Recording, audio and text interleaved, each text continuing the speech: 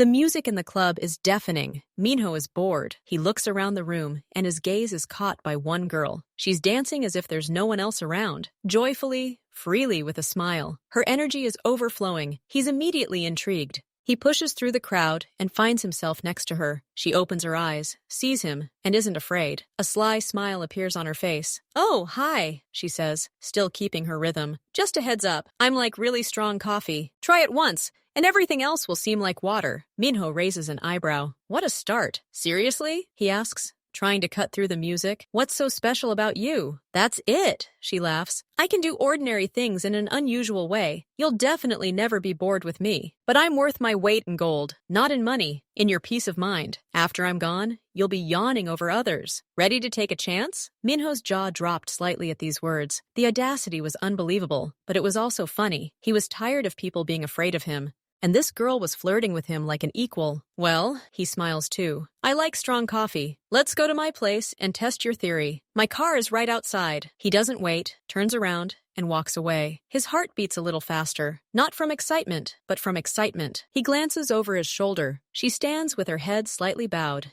as if solving a difficult problem. Then she shrugs, as if to say, "Why not?" and follows him. He opens the car door for her. She jumps in as if getting into a taxi. "Let's go," she says. "Just no boring music on the way, okay?" Minho sits down next to me. He can't stop smiling. This evening is definitely not going to go according to plan. And that's great. Minho opens the door to his penthouse. Inside it smells of cleanliness and expensive wood. "Not bad," Layla said, looking around the spacious living room. "It's just too empty, like no one lives here." "I'm alive," he says, approaching the minibar. "Wine? Yes, I can, but only if you drink with me, and not just watch." He grins and pours 2 glasses of light wine. They sit down on the wide sofa. She kicks off her shoes and settles into a more comfortable position, curling up. "So, Mr. Important," says Layla, sipping her wine, "tell me something ordinary. Like, do you like dogs?" "Dogs?" Minho chuckles. "No, they make a lot of noise. And cats? Also, they sleep a lot." "You're boring," she laughs. "I had a cat. He stole the neighbor's socks." They talk about nonsense, about the bad weather, about a stupid TV commercial, about the taste of wine. He catches himself thinking that he's at ease, that he's not thinking about the right words. She asks silly questions and laughs when he jokes. Her laughter is loud and infectious. "I see you're all tense here," she says later, pointing to his shoulders. "Do you carry the whole world on them?" "Something like that," he replies. "It's useless. The world keeps spinning on its own anyway. Come here." He hesitates for a moment, then turns his back to her. Her fingers press into his shoulders,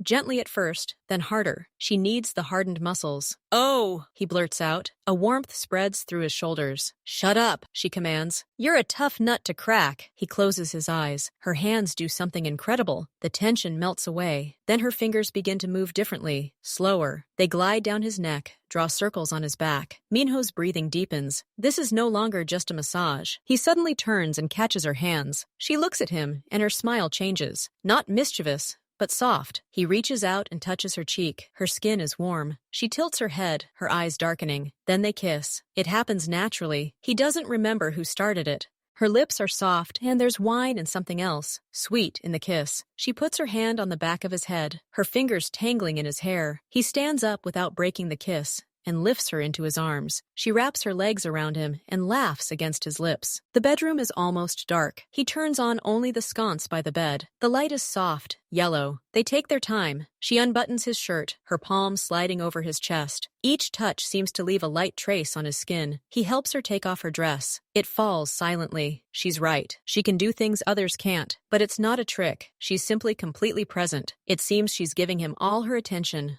all her energy. When she touches him, he feels it not just with his skin, but with his whole body. When she whispers something, he hears only her voice. Everything else, the noise of the city outside, his phone in the other room, thoughts of work, dissolves. They talk, whispering, laughing. Then they fall silent. The silence between them is not awkward, but calm. He watches the light play on her skin, memorizes the arch of her eyebrow, the mole on her shoulder, the way she bites her lip when she thinks. Later, when she falls asleep with her head on his chest, he lies there and listens to her even breathing. He can't sleep. He's afraid that if he does, this magic will disappear. He just lies there and feels her warmth, and that warmth fills everything inside him. He finally falls into a deep, dreamless sleep. Morning. A ray of sunlight falls directly on his face. Minho winces and opens his eyes. The first thing he sees is her sleeping face. Her lips are slightly parted, her eyelashes resting on her cheeks. One arm is thrown behind her head. She looks peaceful and very simple, as if she has always slept here. And at that moment, a thought arises in his head. Not even a thought,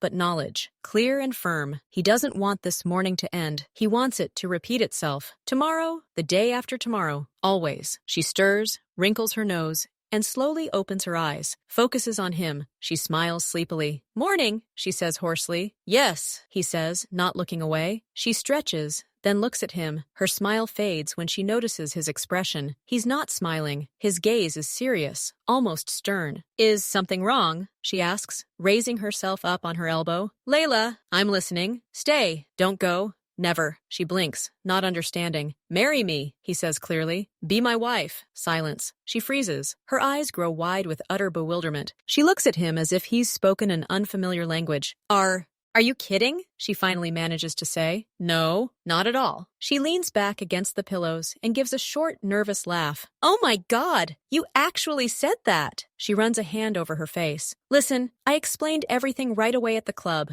I'm like a strong blow. Afterward, the world seems different, but this isn't an invitation for life, you understand? It's just a fact. She throws off the blanket and gets out of bed, starting to look for her clothes. It was a wonderful night, truly one of the best, but that's where it ends. I'm leaving, and we won't cross paths again. That's how it was meant to be. She finds her dress and quickly pulls it on. Her movements are abrupt. She doesn't look at him. I'm packing my things and leaving. Forget me. Or don't forget me if you can't. But that's your problem. She approaches the door, places her hand on the handle, and only then does she turn around to take one last look at him. There is no anger in her eyes. There is something akin to regret and weariness. Bye, Minho. Take care of your stone shoulders. She leaves, softly closing the door. He lies there, staring at the ceiling. The room smells of her, and his proposal hangs in the air, unaccepted. The door closes behind Layla with a soft click. The sound hits Minho like a gunshot. He jumps out of bed, pulling up his pants as he goes, and runs out into the hallway. She's almost to the elevator, presses the button. Stop! His voice booms in the empty space. Layla turns around, her gaze calm,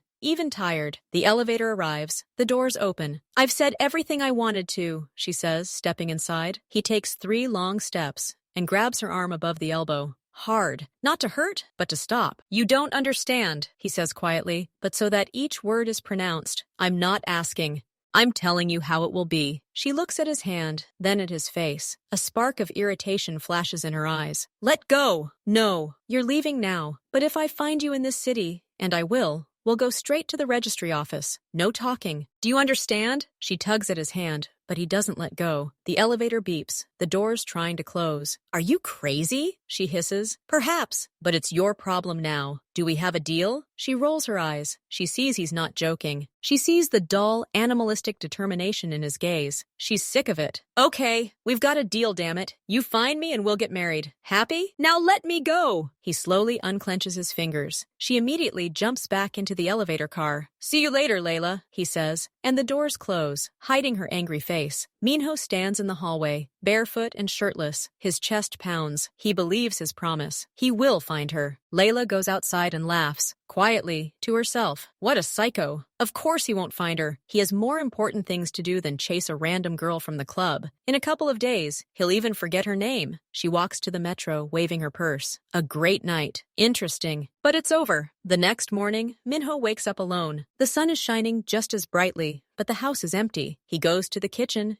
and makes coffee. The coffee tastes bitter and tasteless. He sits down, but can't eat. He stares at the empty chair across from him. The thought of not seeing her today cuts like a knife. It's not just regret. It's a physical feeling, as if something important has been taken from him, a part of himself he didn't know he had while she was here. Without her, everything seems gray and unnecessary. Even the air feels different. He's angry at himself. What kind of weakness is this? He's Jung, Minho. He doesn't depend on anyone. But that thought doesn't help. He gets up and starts pacing the house like a caged animal. The obsession begins with small details. He's taking a shower and suddenly clearly remembers the water trickling down her shoulders. The shampoo in the bathroom now smells of her. He opens opens the closet to put on a shirt and sees a barely noticeable silver sparkle from her dress on the floor. He picks it up and holds it in his palm. He can't work. The numbers on the monitor are blurring. Instead, he sees her laughing, head thrown back, her lips biting as she listened to him, her eyes sparkling in the dim light of the bedroom. He goes into the bedroom and just stands there. The sheets are still rumpled. He lies down on her side and buries his face in the pillow. There's still a faint scent of her there. Perfume, perhaps? No, something else. Just her scent. He inhales it and feels like he's going crazy. Every detail haunts him, the shape of her ears, the sound of her voice when she said, "You're boring," the feel of her fingers in his hair. These aren't memories. These are ghosts that live in the house with him. They crowd out everything else. By evening, his anger reaches its limit. He no longer yearns. He's furious. Some girl has made him hers in one night. She's upended his life, his thoughts, his peace. She traded him for a night, took his strength and peace, and simply left. Like a thief, like a fraud. He won't allow it. No one has that kind of power over him. He emerges from the bedroom, his face a stony mask, all the softness, all the confusion, burned away by anger. He goes down to the study, sits down at the desk, and presses a button on the phone. A minute later, two of his men walk through the door. They see his expression and freeze at attention. "The girl who was here last night," Minho says in a flat, colorless voice. "Layla, find out everything. Where she lives, what she does, who she hangs out with. You have 24 hours. Show me more hour." "Yes, boss," the older man nods. "And when you find her," Minho continues, looking out the window at the darkening city, "don't touch her. Don't scare her. Report to me. I'll decide what to do with her next." The people bow and leave. Minho turns his chair toward the window. In the reflection in the glass, he sees his face, cold, determined, and somewhere deep in his eyes, an obsession he no longer tries to hide, even from himself. He found a way out of his powerlessness. Action. He would regain control. He would find her, and this time, she would not go anywhere. His men are working quickly. They're checking the security footage from the club and finding the taxi she left in. They're also reviewing the cameras along her route. She got off not at her home, but at the metro station, and got lost in the crowd. This suggests she's being cautious, but discretion doesn't mean invisibility. They check her face against databases. Nothing. So no criminal record. No official employment. Then they search social media. They search through security camera photos, and they find her. She has an account, an abandoned one, with a couple of old photos, but it's enough. They use the account to find a phone number. They use the number to find cell towers. They identify the area, an old neighborhood on the outskirts of the city, cheap high-rises. Minho receives the report 18 hours later. He's sitting in his office when a text message arrives with an address. He looks at his phone screen, a street, a building, just a dot on the map, and his heart gives a heavy, dull thump. He stands up. "Wait for my signal," he texts back. Layla returns home late in the evening. She's in a good mood. She's done her grocery shopping and plans to finally get some rest. She has money from her last job in her pocket. She enters the entrance to her building.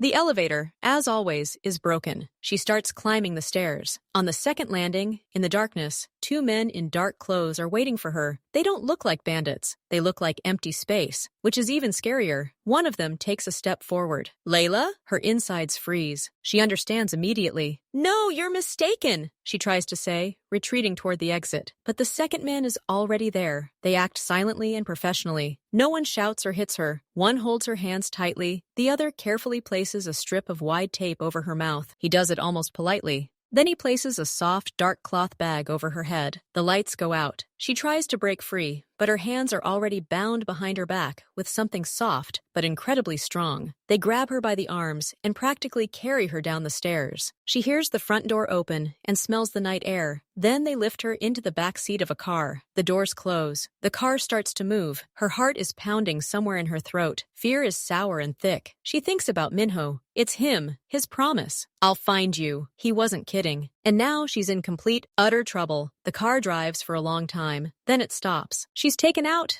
driven somewhere. The surface beneath her feet changes. Asphalt, then concrete, then steps down. The air becomes cool, smelling of dampness, dust, and metal. They seat her on a chair. Her hands are tied to the backrest, her legs to the legs. Only then do they remove the bag from her head. She blinks in the bright light of a single bulb hanging from the ceiling. It's a basement, concrete walls, no windows, a table, a couple of chairs. She's alone. She twitches, but the ropes prevent her from moving. The tape on her lips makes it hard to breathe. She makes a dull sound. 20 minutes later, she hears footsteps. Heavy, measured, the footsteps of the man who is in charge here. The door opens. Minho enters. He's wearing a dark suit and a white shirt without a tie. He looks like he's there for a business meeting. Only his expression isn't businesslike. It's cold, distant, with a hint of triumph in the corners of his eyes. He closes the door behind him. His gaze slowly glides over her bound hands, the tape, her disheveled hair, her eyes filled with rage and fear. He steps closer and stops 2 steps away. Silence.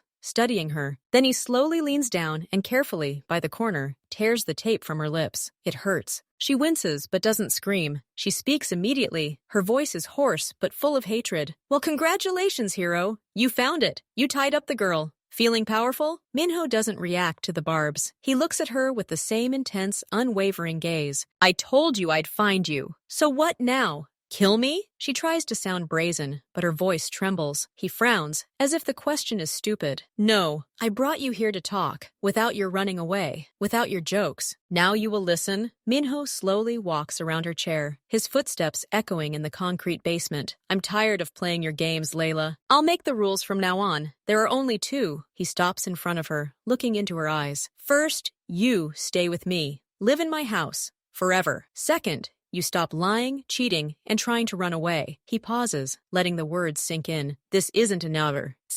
It's a fact. If you accept these rules, you'll have everything. Clothes, money, attention, everything you want. If you don't," he makes a slight gesture with his hand, looking around the basement. "You'll stay here, in this chair, for as long as it takes for you to accept them. I have many such rooms. And plenty of time." Layla looks at him, and the fury in her eyes gradually gives way to cold calculation. She sees he's not bluffing. He's capable of keeping her here for a long time. "I accept," she says finally, the words coming with difficulty. "But I have conditions too." Minho tilts his head slightly, curious. "What other conditions?" "You're in no position to bargain. I'm in the perfect position to bargain, because you don't want to keep a broken doll here. You want me alive, the one from the club. Otherwise, what's the point of all this?" She can see by the slight tension in his jaw that she's hit the nail on the head. "My conditions are simple. A private room in your house. Only I have the key. A month. For a whole month, you don't enter there without my permission. And you don't touch me. No touching. We simply live under the same roof. No conversations, unless they're about business. Without those looks of yours.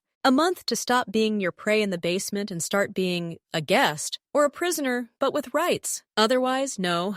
This basement is better." She speaks clearly, looking him straight in the eye. She's bluffing, of course. The basement is her worst nightmare. But she hopes he wants more than just a body. His obsession is her only trump card. Minho is silent for a long moment, studying her. He doesn't see fear in her, but a challenge, and it infuriates him and attracts him at the same time. He knows she's right. He doesn't need a broken girl in a basement. He needs her specifically, defiant, alive, the one. But he hates the terms. "A month is too long," he says through clenched teeth. 3 weeks? She counters quickly, sensing weakness. 2 weeks, and your room will be under 24/7 surveillance, and you will not leave the house without me or my people. Surveillance? So no privacy. You will have privacy, but the security is mine. A video camera in the hallway opposite your door, and one of my people will be on this floor at all times. That's not up for discussion, and 2 weeks is my final say. Accept it? Layla looks at him. 2 weeks not of freedom, but of respite. A chance to come up with a plan, or to realize there isn't one. She nods slowly. "I accept. 2 weeks. Your rules and my conditions. Okay?" Minho takes a step back and takes out his phone. He says briefly and clearly, "That's it. Come in." The door opens. The same 2 men enter. Minho nods towards Layla. "Release her. Take her to the house. Give her the blue room on the 3rd floor. The key is hers alone. Set up a camera in the hallway. One of you will be on duty on this floor at all times. She is not to leave the house without my express permission. Understood?" "Yes, boss." One of the men quickly cuts the ropes. Layla rubs her wrists, where red marks remain. She stands, barely able to stand from the strain. Minho comes close to her, but doesn't touch. 2 weeks, Layla. Starts right now. Don't disappoint me." He turns and walks away without looking back. His steps fade away. Layla stands in the middle of the basement, his men waiting at the door. "We'll show you out, ma'am," one of them says indifferently.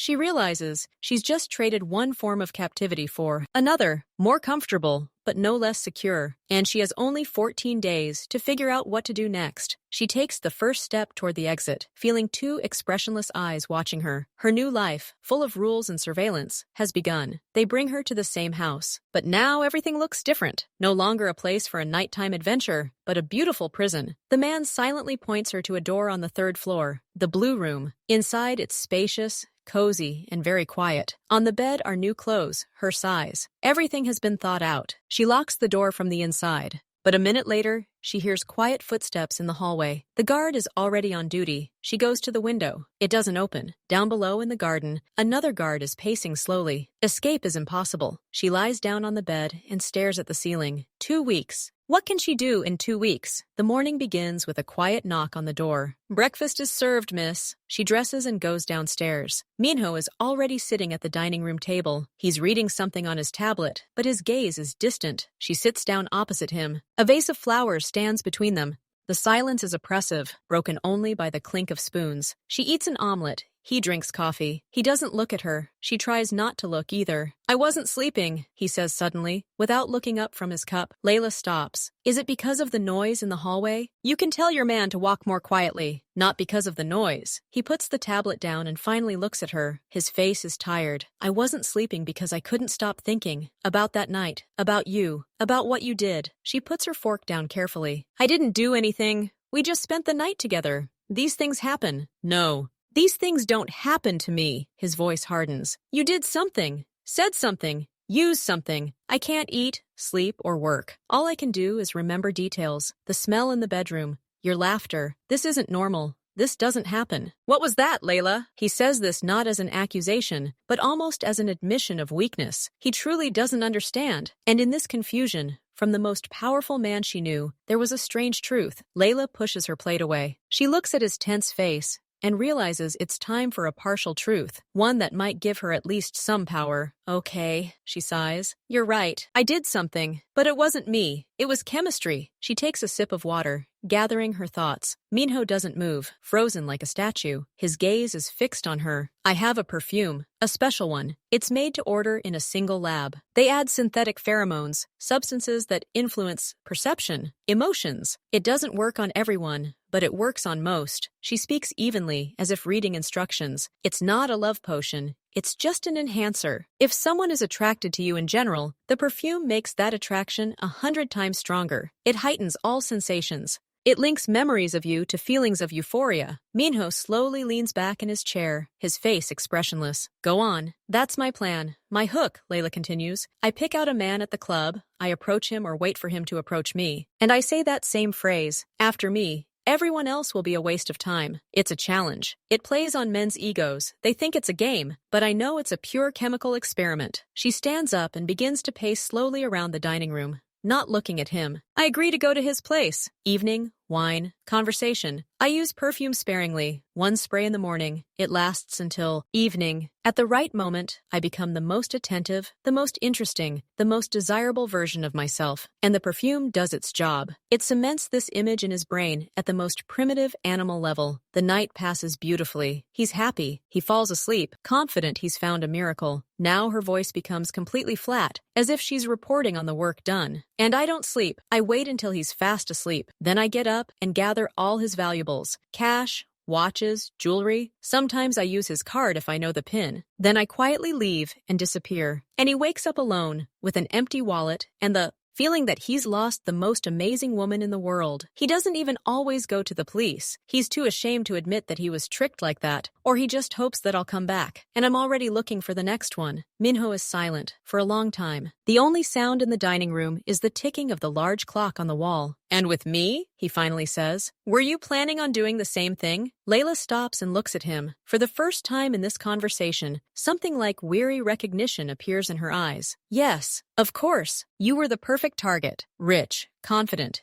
used to buying everyone. Those are the ones who bite the fastest. But with you, the plan went wrong." She returns to the table, but doesn't sit down. "First of all, your house is full of cameras. And people. My clients' houses are usually quiet and empty at night, but you even had someone walking in the hallways. Secondly, I was nervous, more than usual, because you weren't just a rich guy. You were dangerous. I could feel it. And in the bedroom, when I tried to spray perfume discreetly on your neck, I missed. Almost the entire bottle spilled onto the carpet by the bed. She sees his gaze sharpen for a second. You breathed this air all night and all the next. All day. The concentration was enormous. I didn't expect such an effect. My usual words about after me, there will be no need for others, became literally true for you, reinforced by the chemical burn of your brain. Your obsession isn't me. It's a side effect of a botched experiment. You were exposed to a tenfold dose of something that others reacted to with only mild affection for a couple of days. She finally sits up and looks him straight in the eyes. You asked what I did to you. Here's the answer. I didn't do any magic. I just spilled expensive perfume on your carpet, and your brain made the meaning of its entire life out of it.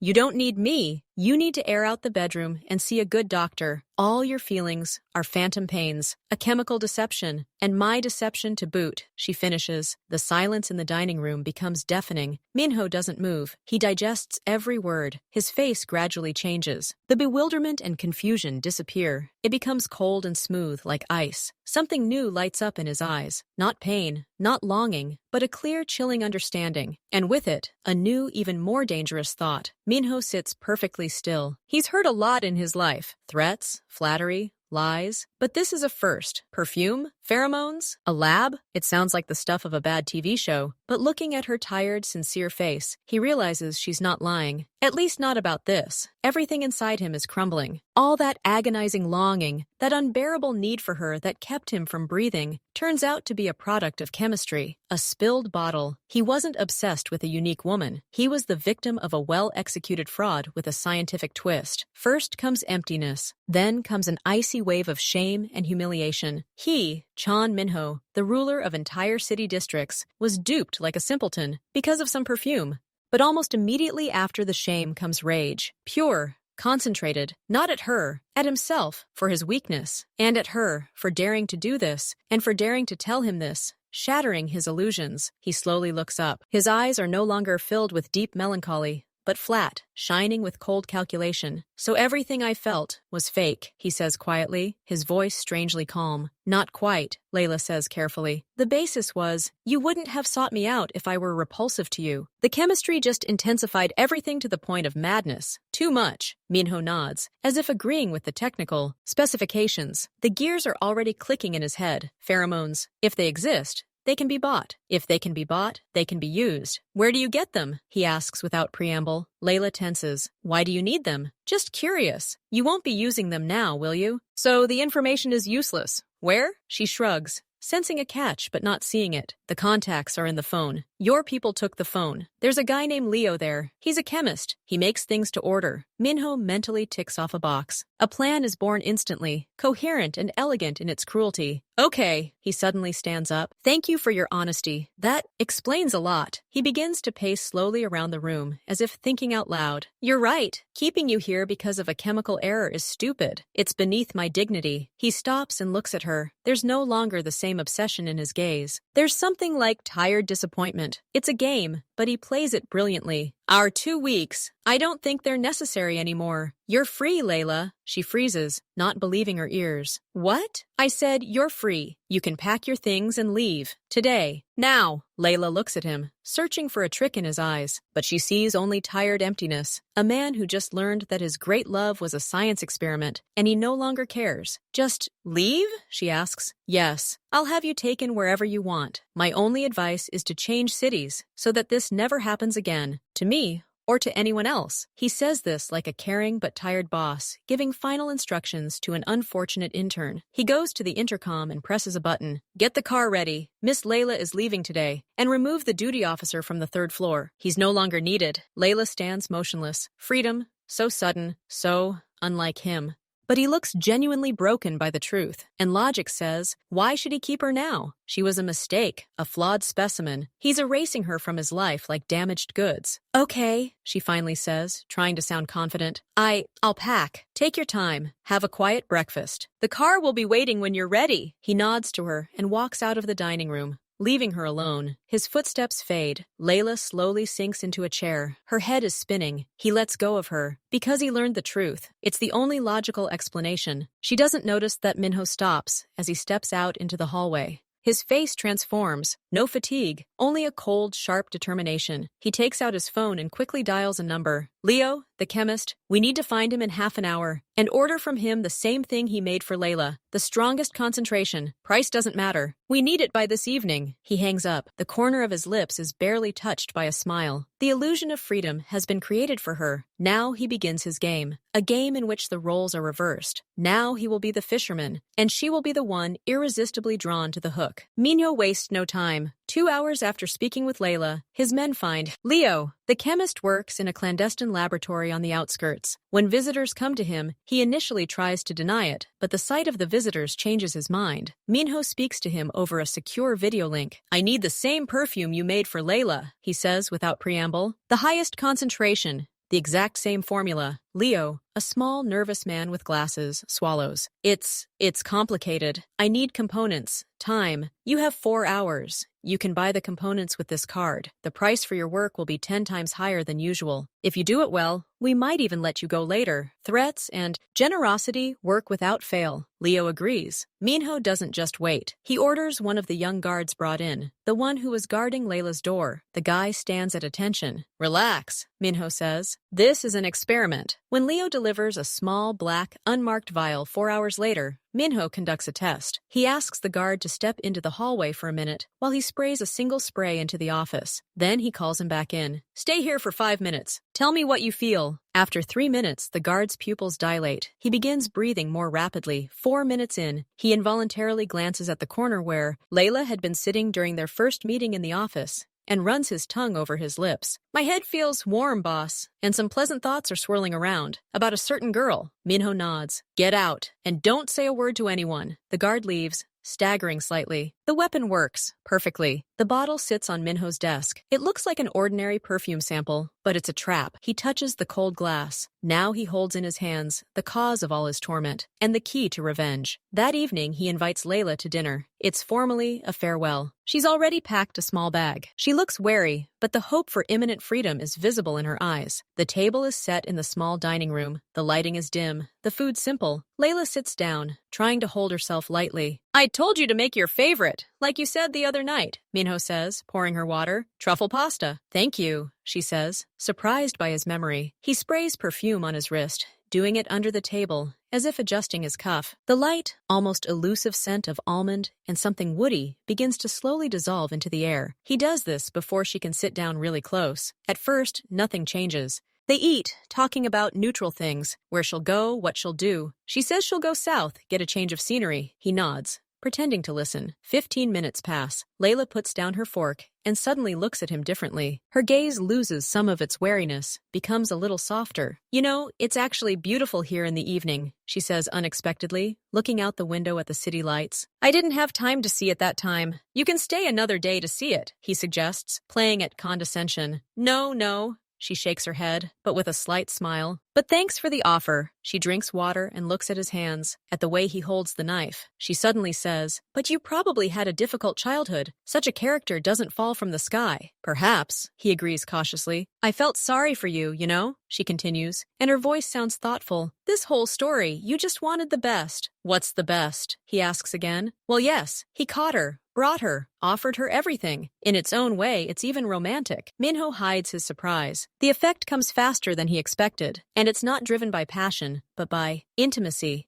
She feels sorry for him. She begins to understand him. That's even more interesting. She moves her chair a little closer to the table, and therefore closer to him. I keep thinking, maybe I shouldn't be so abrupt about everything, she says, playing with the edge of her napkin. Her gaze has become more absent-minded, warmer. You mean our agreement? He clarifies. Well, yes. 2 weeks, no touching. It sounded so strict. Maybe there could have been a different way? Slower. He sees her trying to shake off this state, shaking her head slightly, but her gaze returns to him again, softer, more interested. You said it yourself. I'm free. The rules don't apply anymore, he reminds her, adding fuel to the fire. Freedom, she drawls the word. It's not just about leaving. It can be about staying of your own free will, right? She looks at him, and there's no longer calculation or fear in her eyes. Something akin to genuine sympathy and a strange trust has appeared there. The spirits were doing their job, blurring boundaries, creating the illusion of a deep connection. And Layla, unsuspecting, was beginning to believe in this illusion. Minho silently watched as his trap began to slowly and inexorably close. Minho watches the change in her with a cold inner satisfaction.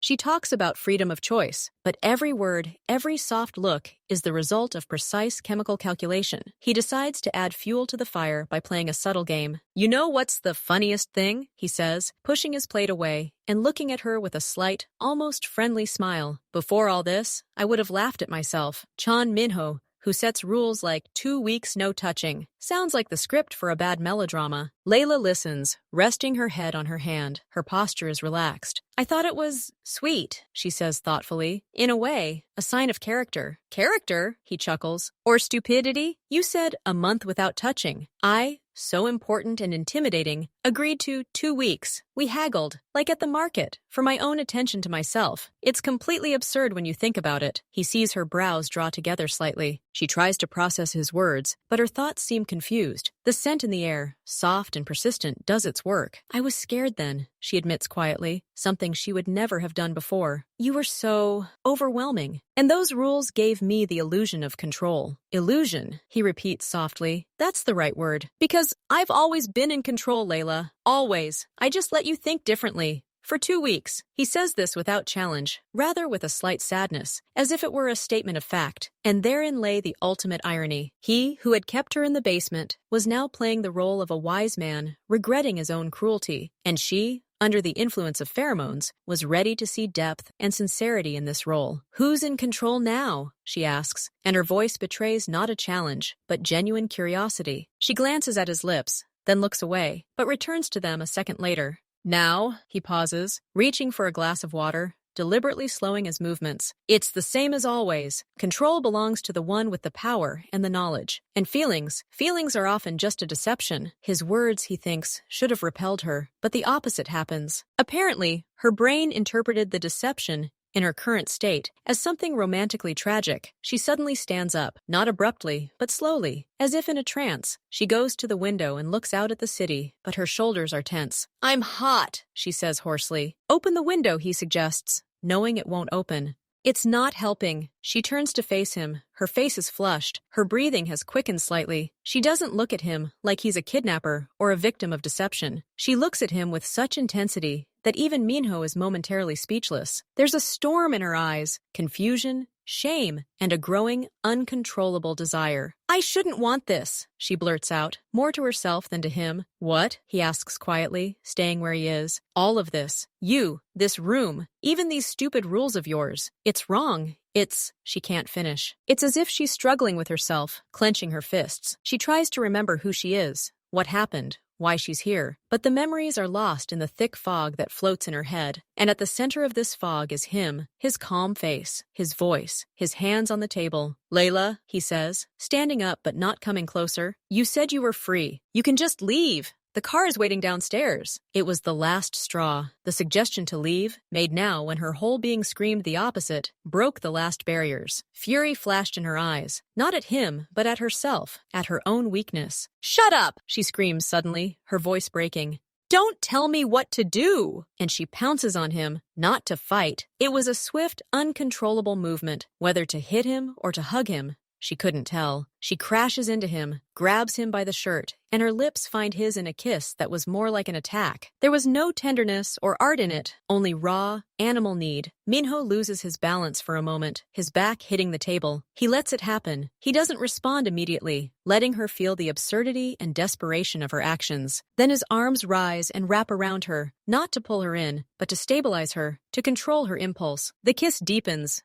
But he remains passive, an observer in his own experiment. She rips his shirt, buttons flying off. Her fingers dig into his skin. She mumbles something, apologizes, then kisses him again. She's completely lost control, and he finally takes the initiative to direct this chaos. He picks her up and carries her out of the dining room, not to her room, but to his bedroom, the very one where it all began. Everything happens quickly, passionately, almost silently. She doesn't laugh like she did then. She's focused, as if trying to find answers to all her questions through this physical connection. He moves methodically, precisely, observing her every reaction, how the chemistry he released into the world dictates her every movement, every breath. When it's over, a heavy silence falls over the room, broken only by their ragged breathing. Layla lies staring at the ceiling, as if trying to comprehend what just happened. Her expression is one of relief and emptiness. She turns to him, and something akin to tenderness and shame appears in her eyes. "I don't know what came over me," she whispers. "I know," Minho says calmly. He moves away from her, sits on the edge of the bed, and reaches for the nightstand. His movements are precise and emotionless. He takes the same small black bottle and places it on the blanket between them. It catches a reflection of the light. "This?" Layla asks hoarsely, not understanding. "Your perfume, or rather an exact replica, the strongest concentration. It was delivered to me this afternoon." She slowly rises up on her elbow, looking from the bottle to his face. Understanding slowly, like ice, grows in her eyes. What did you do?" "The same thing you did, only I didn't spill it on the carpet." He takes the bottle and sprays it lightly into the air, the same almond woody scent, but now it smells like betrayal to her. "I sprayed it on myself before dinner. You breathed that air for almost 2 hours, while you were talking about freedom and how sorry you were for me." He sees her face turn white. Her eyes widen in horror. "No!" It's not even a word, but a groan. "Yes," he says mercilessly. "Everything you felt for the last hour, it wasn't you. It was the chemicals, your own chemicals. You fell victim to your own hook. You wanted to leave, but you couldn't. You said you shouldn't want this, but you lashed out at me because your brain, your body, weren't yours. They were controlled by the formula in that bottle.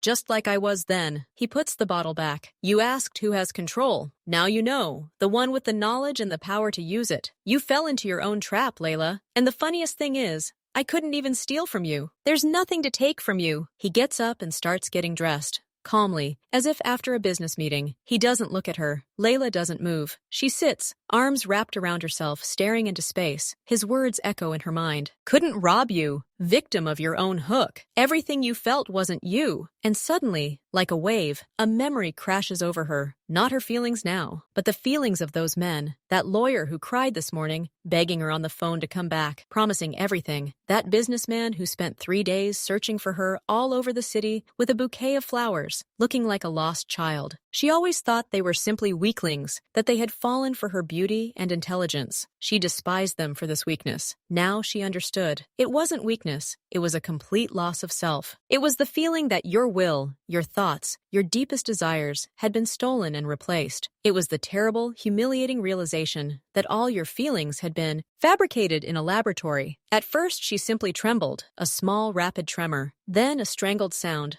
A cross between laughter and a sob escaped her throat. She clenched her chest even tighter, and then the tears began to flow, quiet, soundless, endless. They rolled down her cheeks and fell onto the sheets, leaving dark stains. She didn't cover her face. She simply cried, looking ahead, seeing not this room, but a series of faces, the faces of those she had left with an empty wallet and a broken, poisoned heart. She cried not from fear of Minho. She cried from shame, from the understanding of someone else's pain, which she finally felt, herself, and from the realization that justice, so cruel and ironic, had overtaken her in full. Minho, now fully dressed, stood in the doorway and looked at her. There was no triumph on his face. There was only a cold, complete emptiness. His revenge was complete. And now, with the poison out of his system and her illusions shattered, only 2 very lonely people remained in the room, and the bitter truth in a small black bottle. 3 months pass. Layla had disappeared. Not from the city. Minho knew she'd rented a small apartment on the other side of Seoul and found work as a waitress in a cheap cafe. His people, more out of habit, sent him a terse report once a week. Alive, working,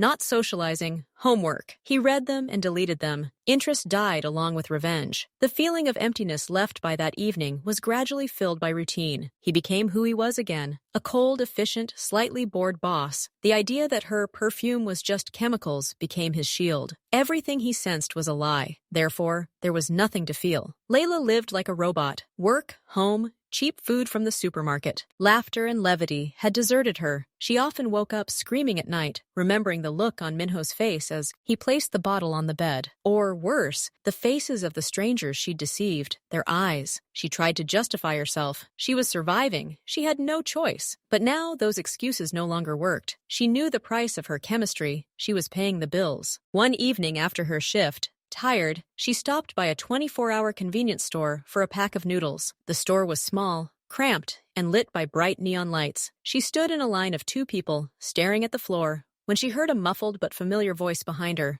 "Yeah, I understand, but deadlines are tight. We need to decide this tomorrow." Layla froze. Her heart sank into her stomach. She turned around slowly, as if against her will. A meter away, Minho stood by the energy drink aisle, not in his impeccable suit, but in simple dark joggers, a black hoodie, and a cap pulled down low. He was staring at his phone, his face illuminated by the screen, looking tired and ordinary. Nearby, leaning against the refrigerator, stood his young security guard, the same one he'd used for the test. Nodded slightly in her direction, never taking his eyes off Minho. Minho ended the call, pocketed his phone, and raised his head. His gaze slid over the guard, then, following his silent signal, slowly moved to Layla. The meeting of their gazes was like an electric shock in the silence. There was no anger, no triumph, not even surprise in his eyes. First, there flashed simple recognition, then a momentary assessment of the situation, and finally, something like dull, tired annoyance. Fate, it seemed, had laughed at them, arranging this pitiful meeting among the shelves of cheap beer and chips. Layla couldn't move. She felt all the blood drain from her face. She clutched the noodles in her hand so tightly that the packaging cracked. Minho was the first to break the silent tension. He sighed, shook his head slightly, and took a step forward, not toward her, but toward the cash register, where a space had just opened up. "Let the lady through," he said quietly to the guard, not even looking at him. The security guard stepped aside, allowing Layla to proceed to the checkout. It wasn't politeness, but an order, a mechanical one. Layla, on autopilot, took a few steps and placed her noodles on the conveyor belt. The cashier, a teenager buried in his phone, lazily scanned the purchase. 3,801. Layla frantically reached into her old purse for her wallet. Her hands were shaking. She couldn't find it among the junk. She felt his presence behind her. He stood and waited, silently.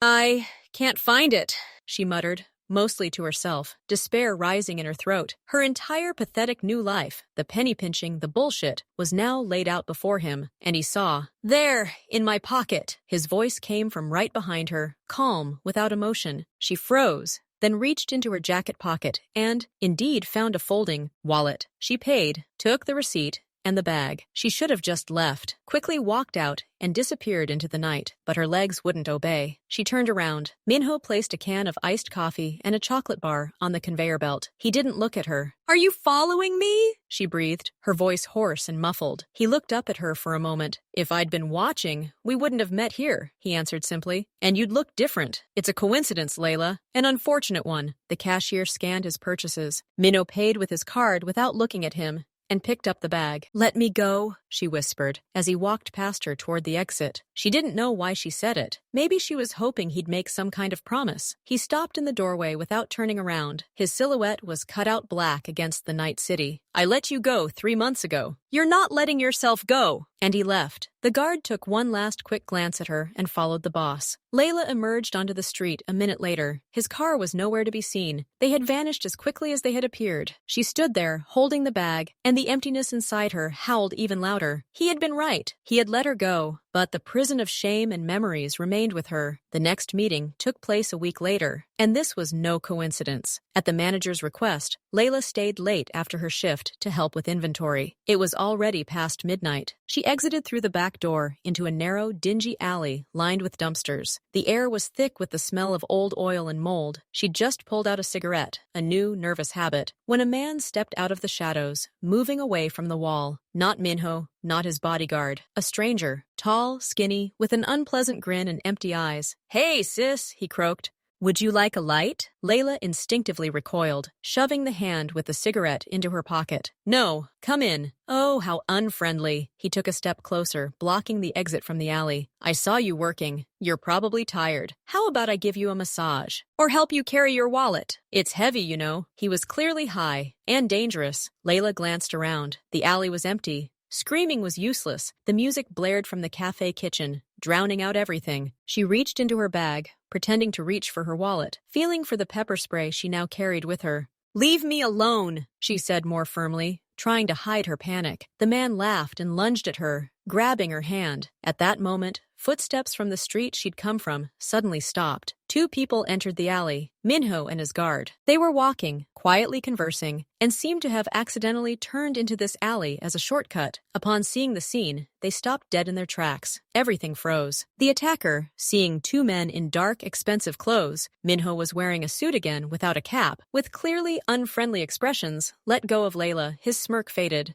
Hey guys, it's okay. We're just talking. Go away, Minho said. Just one word, spoken quietly, but in a tone that sent shivers down even Layla's spine. The attacker obeyed. He jumped to the side, muttered something unintelligible, and practically ran out of the alley on the other side. There were three left. Layla, leaning against the cold wall, breathing heavily. The guard, frozen half a step behind Minho, prepared for anything, and Minho himself, looking at Layla with an inscrutable face. You're stalking me! This time it was a statement from her. Her voice trembled. No, he replied, irritation finally breaking through in his tone. I have business in the area. I'm trying to persuade the owner of the laundromat to sell me a share. He likes to meet at night. He paused, his gaze sliding over her work apron, still dirty from dishes. What are you doing here at this hour? Giving interviews in dark alleys? I'm working, she blurted out, and suddenly anger, pure and clear, flooded her. Anger at him, at the whole situation, at herself. I don't have security or a personal driver. I go out into dark alleys because I have no choice. Are you happy? You wanted to see me hit rock bottom? Here, look.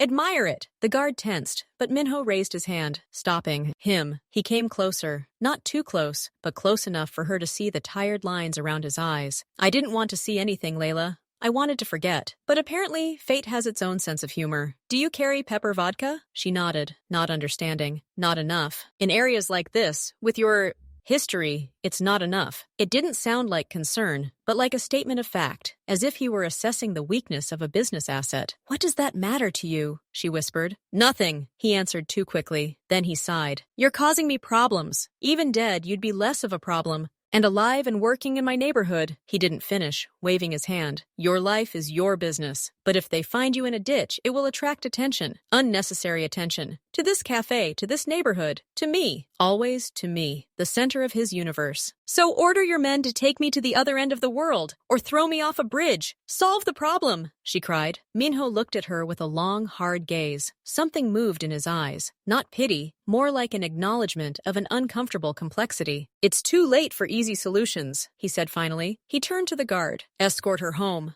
Make sure she gets it, and give her an emergency number. My personal one. Layla and the guard gasped simultaneously. The guard's eyes widened. Boss, are you sure? I said it, Minho snapped. His tone brooked no argument. He looked at Layla again. This isn't protection. It's an alarm system to keep you from blowing up in front of me. Don't call unless you're pinned to the wall. And forget this number if you ever get out of here. And he was gone, his footsteps echoing loudly in the empty alley, until he disappeared into the darkness, leaving Layla in the care of a stunned guard. The security guard, a young man named Jin, reluctantly escorted her to the door of her apartment, silently. Before leaving, he slipped a plain business card into her hand, bearing only the name Joan, Minho, and a mobile phone number. Don't do anything stupid, he muttered, and disappeared. Layla entered her closet, locked the door tightly, and sat on the floor, leaning against it. She clutched a business card in her hand. The edge of the paper dug into her palm. She didn't cry. She simply sat and stared into the darkness, feeling the boundaries of her world, which she had spent 3 months trying to build, crumble once again. He had entered her life again,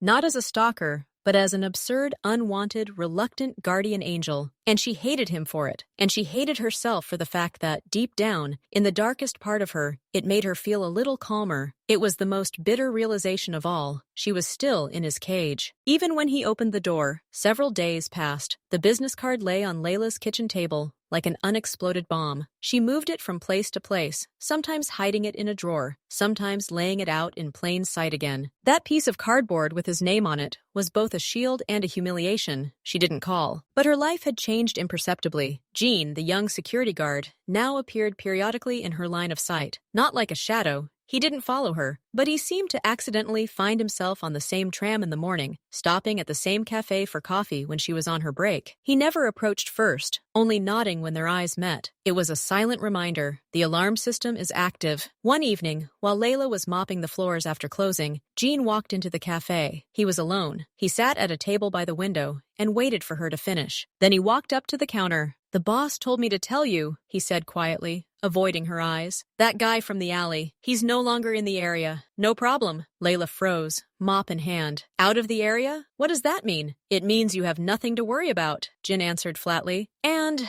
the boss told me to ask, do you need money?" The question hung in the air like a slap. A hot wave of shame washed over her. "No," she hissed. Tell him to stay out of my life." Jin nodded, as if expecting this answer. He thought so. Then one more thing. He says working at this cafe is a bad idea. They close too late. The area is bad. He knows a place. A tea shop in the center. The owner is an acquaintance of his. They need an assistant. Daytime hours, better pay. It's not help, Jin added hastily, seeing her face darken. It's risk minimization. You're safe during the day. In a crowded place, less chance of incidents that would attract attention. He spoke in memorized phrases, conveying the message precisely. Minho wasn't offering her help, but optimization, transferring a problematic asset to a safer zone. "And if I refuse?" Layla asked. Jin shrugged. "Your life is your business. I'm simply passing on information. Decide for yourself." He turned and left. Layla was left alone in the empty cafe, listening to the hum of the refrigerators. She hated Minho's logic. She hated the fact that he was right. Working here was a dead end and a risk, but accepting his optimization meant admitting that he still controlled her life, even from a distance. In the end, she went to that tea house, not because of his words, she told herself, but because the opportunity was objectively better. The owner, an elegant elderly woman named Mrs. Kim, was stern but fair. She didn't ask unnecessary questions, only checking Layla's handling of china and her knowledge of tea varieties. The tea house was a quiet, bright place, with the scent of old books and dried herbs. There were no drunken customers or dirty alleys here. Minho seemed to keep his word. He didn't show up, he didn't call, but his invisible presence was felt. Sometimes Mrs. Kim would say, "Oh, an old friend stopped by today," and left a tip especially for the staff, and the amount was suspiciously large. Sometimes Jin would pop into the tea shop, ostensibly to buy a gift set for the boss. He'd bow silently to Layla, take the box, and leave. Layla tried to live this new, quiet life. She learned to distinguish oolongs from pu-airs, cleaned the room, and savored the silence. But inside, everything was seething. She felt like a puppet, moved to a more beautiful stage, but the strings were still in someone else's hands. The turning point came a month later. A group of teenagers ran out of the school across from the tea shop. They chased each other, and one of them, backing away, crashed into Layla. She was carrying a tray with an empty porcelain teapot and cups. The tray slipped from her hands. Everything shattered. The ringing was deafening. The entire tea room froze. Layla stood over the shards of an expensive antique tea set, her face white as chalk. She knew that this tea set was Mrs. Kim's pride, a family heirloom. Its value was exorbitant. Mrs. Kim approached, her face sad but not angry. "Don't worry, dear. It was an accident. I knew it would happen sooner or later. It's okay." But Layla saw her hands shaking. "It's okay." It was just kindness. Layla was devastated. She had nothing to cover even a small part of the damage. Panic, cold and sticky, clogged her throat. She felt poor, clumsy, humiliated. And in that moment of despair, before her brain could even process what she was doing, her fingers found her phone and that very business card in her pocket. She walked out into the backyard of the tea house, where the boxes were stored. She was shaking. She dialed the number. He answered on the second ring. His voice was even, businesslike. "Go ahead. It's Layla." There was a short pause on the other end. "An incident?" She bit her lip. His cold tone brought her back to reality. What was she doing? "I broke a teapot, a very expensive one, at Mrs. Kim's. I can't pay." "Are you hurt?" The question caught her off guard. "No, just shards." "Okay, wait." He hung up. Layla leaned against the brick wall, feeling a new wave of shame wash over her. She'd done exactly what she'd sworn never to do. She'd pressed the alarm. 20 minutes later, It wasn't his luxury car that pulled up to the tea shop, but a simple gray sedan. It wasn't Jin who got out, but an older man in glasses, apparently an accountant. He entered, spoke politely to Mrs. Kim, inspected the damage, pulled out a thick envelope, and handed it to her. Mrs. Kim initially refused, but the man gently insisted. Then he approached Layla. "Miss, everything is sorted. Don't worry. Mr. Jong asked me to tell you, this is a one-time insurance service. Don't repeat it. Have a nice day." And he left. Everything was decided in 10 minutes. Without emotion, without reproaches, without talking to her. Simply eliminated. That evening, as Layla was closing the tea shop, her phone vibrated. An SMS from an unfamiliar number had arrived. "The insurance claim has been closed. Jin's number, 000xxx. Contact him for household matters. Delete this number. Do not call. Do not text." It was him. Brief, clear voyage, without goodbyes. He'd shut himself off again. He'd fulfilled his alarm function and cut her off. He'd given her a safer intermediary, Jeannie, and ordered her to erase himself from the phone's memory, like a used-up code. Layla stood on the nearly empty street. A streetlight flickered overhead. She stared at the message, and a strange, empty calm washed over her. He didn't want to be her savior. He wanted to be the dispatcher who forwarded the call. And in a twisted way, that was more honest. There was no pretense of concern. There was only the pure, cold logic of control. She slowly followed the order, deleted the number, saved Jin's. She raised her head and walked toward the subway station. She wasn't afraid. She wasn't calm either. She felt empty, as if all her feelings, hatred, shame, fear, even bitterness, had finally been processed into indifference. He had transformed their complex, tormented relationship into a simple risk management scheme. And perhaps that was the only possible truth between them. She walked, her footsteps echoing in the silence of the night. She was free from his obsessive presence. But this freedom was like a quiet, sterile room, where a guard named Jin still stood guard outside the door. And the key to this room, she realized, no longer belonged to Minho. It belonged to her. And that was the most terrifying thing, because she didn't know why she needed this key, or where this door led now.